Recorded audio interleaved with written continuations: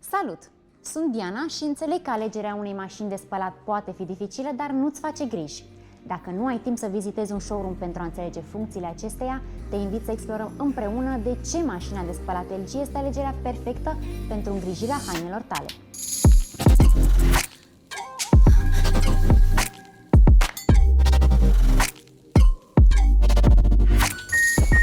Te-ai întrebat vreodată cum ar fi să ai propriul asistent dedicat pentru spălare? Tehnologia AIDD de la LG transformă această dorință în realitate. Nu se limitează doar la detectarea greutății hainelor, ci merge mai departe, analizând și delicatețea materialului. Și să nu uităm, motorul Inverter Direct Drive, surprinzător de silențios, beneficiază de o garanție de 10 ani. Vrei haine impecabile în doar 39 de minute?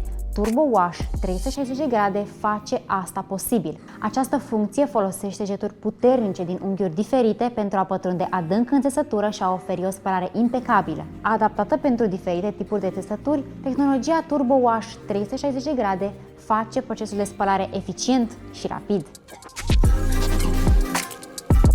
Îți poți imagina mașina ta de spălat comunicând cu tine prin telefon? Imaginația devine realitate cu Smart ThinQ. Pornești mașina de spălat de oriunde și ești notificat imediat ce ciclul de spălare se încheie. În plus, descarci cicluri de spălare personalizate și te bucuri de controlul inteligent. Te-ai săturat de alergii și de călcatul la nesfârșit? Mașina de spălat elimină 99,9% dintre alergeni, inclusiv acarienii care pot provoca reacții alergice sau probleme respiratorii. Aborul sterilizează hainele, reduce cutele și menține țesăturile moi și cațfelate. Haine curate și plăcute la atingere, asta e magia tehnologiei LG Steam. Cât detergent este prea mult sau prea puțin pentru o spălare perfectă? Easy Dispense detectează greutatea încărcăturii de rufe și adaugă automat doza corectă de detergent de fiecare dată.